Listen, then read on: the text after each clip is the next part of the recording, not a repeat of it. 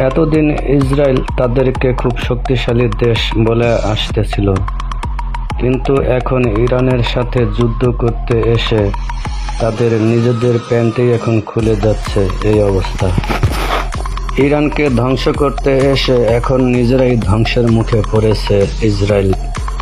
ইসরায়েলকে ধ্বংস করার জন্য ইরান এখন একটার পর একটা মিসাইল ছাড়তেই আছে, আর ইসরায়েল দৌড়ের উপরে আছে। নিজেদের শহর এখন গাজা শহরের মতো ধ্বংস স্তূপে পরিণত হয়েছে। ইসরায়েল তাদের মসিহকে স্বাগত জানানোর জন্য আল আকসা মসজিদ ভেঙে থার্ড টেম্পল বানানোর চিন্তাভাবনা করতেছে। ইসরায়েলের আকাশে হঠাৎ এক আজব ঘটনা দেখা গেল। হাজার হাজার কাক উড়াউড়ি করতেছে আর চেঁচামেচি করতেছে কা কা করে। তাদের চিল্লা পাল্লাতে ইসরায়েলের জনগণ খুব আতঙ্কে আছেন।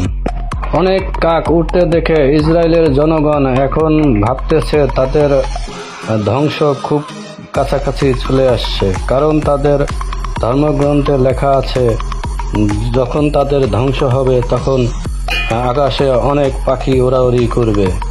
তাই এখন তারা খুব ভয়ের মধ্যে আছে। যারা আমার চ্যানেলটি সাবস্ক্রাইব করেন নাই তারা আমার চ্যানেলটি সাবস্ক্রাইব করবেন।